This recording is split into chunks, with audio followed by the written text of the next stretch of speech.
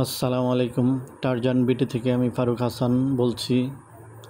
আপনারা কেমন আছেন? নিশ্চয়ই ভালো। আজকে আমি এমন একটা জায়গায় এসেছি, যে পুকুরটা দেখতেছেন এটা একটা রহস্যময় পুকুর, যেখানে প্রতি বছর দুই একজন ডুবে মারা যায়। তাই আমি আপনাদেরকে এই পুকুরটা দেখাতে এসেছি। এটা এক জমিদারি পুকুর। জমিদারের আমল থেকেই এই পুকুরটা এভাবে বাউন্ডারি করা, এবং জমিদারের পূর্ব পূর্ব জমিদারের যারা ছিল জমিদারের তাদের লোকজন এখানে গোসল করত। আর জমিদার বলতেই বেশিরভাগ অত্যাচারিত ছিল। আর এই পুকুরটা এতই রহস্যজনক যে বছরে দুই একজন এটা ডুবে মারা যায় সাঁতার জানা সত্ত্বেও। জানি না এটার রহস্যটা কী এমন আছে, তো আর কি বলবো। মানে এই পুকুরটা একটা ভয়ঙ্কর পুকুর। আর পুকুরটার পানিটা এমন অবস্থা যে এখানে কি বলবো, গ্রীষ্ম বর্ষা শীত যে ঋতুতেই আসেন পানি সমান থাকে। এর পানি কমেও না বাড়েও না, পানি যেমনটা আছে তেমনটাই আছে। আবার এখানে এলাকার লোক গোসল করে, বাইরের লোক, বিশেষ করে বাইরের লোক যদি আসে তারাই বিশেষ করে এখানে সাঁতার কাটতে গিয়ে মারা যায়। তো এলাকার লোকও কিছু মারা যায়, তা না যে মারা যায় না। আর এখানে অনেকেই বড়শি দিয়ে মাছ ধরতেছে, তাই আমরা এটা দেখতেছি। আমি বলতেছি যে আমি এখানে এখন গোসল করব, তো এলাকার এইদের যারা বসে আছে তারা বলতেছে না ভাই এখানে কোনো গোসল করেন না, শুধু তো রিস্ক নেন না, একটা অঘটন ঘটে যেতে পারে। তখন বললাম যে এখানে কি সাঁতার কাটতে গিয়ে মারা যায়? কয় না, কেউ পাও ধুতে যায়, এদের বলতেছে যে পাও ধুতে যায় তাও মারা যায়।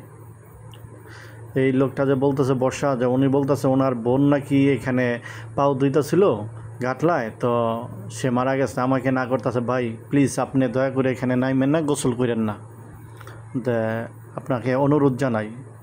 আর তাল গাছ, এগুলো তাল গাছটিও দেখতে একটু ভয়ঙ্কর, কারণ এখানের নীরব হয়ে যায় সন্ধ্যার পরে, একটা ভৌতিক আকার ধারণ করে।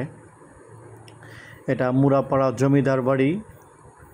জমিদার গোকুলচন্দ্র সেনের, শেষ জমিদার গোকুলচন্দ্র সেন ছিল আমার মনে হয়।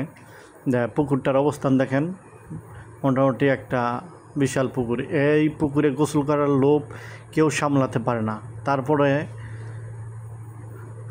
আল্লাহ না করুক এখানে একটা অ্যাক্সিডেন্ট ঘটে যায়।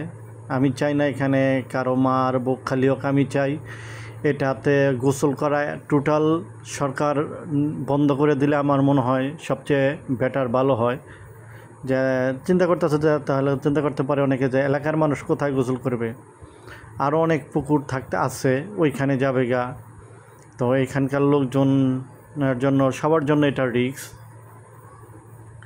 তো আমি আশা করব যে সরকারের কাছে অনুরোধ জানাই যে এই পুকুরটাতে গোসল করার নিষিদ্ধ করে দেওয়া হোক, যাতে পরবর্তীতে কেউ গোসল করতে না পারে।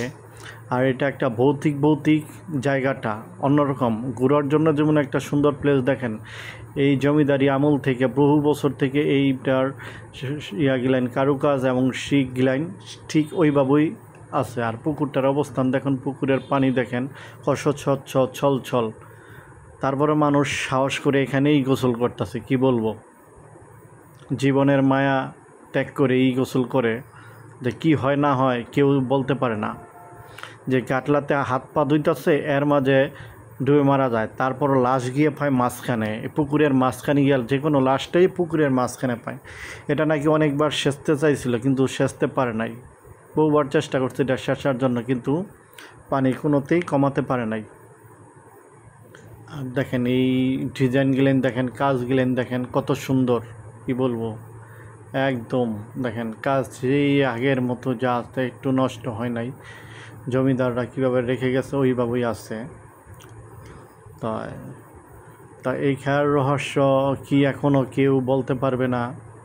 আর দেখেন তাল গাছগুলেন দেখেই তো আমার কাছে ভৌতিক লাগতেছে গেলেন। আমাকে তারা গোসল করতে দিল না, এখানে রিস্ক হবে জেনে যদি একটা অঘটন ঘটে যায়, সেজন্য আমাকে তারা মানা করছে, দয়া করে ভাই আপনি এখানে গোসল করেন না। আর এটার যে পানি কি বলবো, কেউ লোভ সামলাতে পারবে না, এখানে প্রচুর লোক আসে।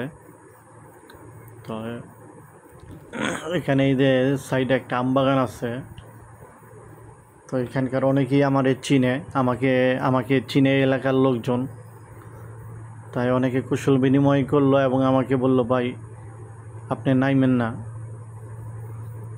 তারপরও আমি তাদের কথা আমি মানলাম, অমান্য করলাম না, সায় দিলাম।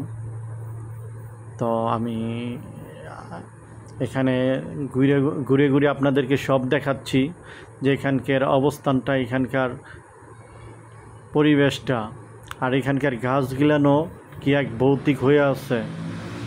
এই গাছে বিশাল বড় বড় আম গাছ, এখানে দেখেন কি ভয়ঙ্কর রূপ ধারণ করছে। ভাই সন্ধ্যার পরে আসলে ভাই এখানে আপনি নিশ্চিত হার্ট ফেল করে মারা যাবেন, এতটা ভৌতিক এইখানকার অবস্থানটা হয়ে যায়। এবং দিনের যে সৌন্দর্যটা দেখতেছেন, আসলে রাত্রে একটা ভয়ঙ্কর রূপ ধারণ করে, কি বলবো। আমি তো এখানে প্রচুর গিয়েছি, হয়তো এখানে আমি পড়ালেখা করি নাই, কিন্তু এখানে আমি প্রচুর গিয়েছি। দেখেন এটার পানি, দেখেন এই পুকুরটার একবারে স্বচ্ছ।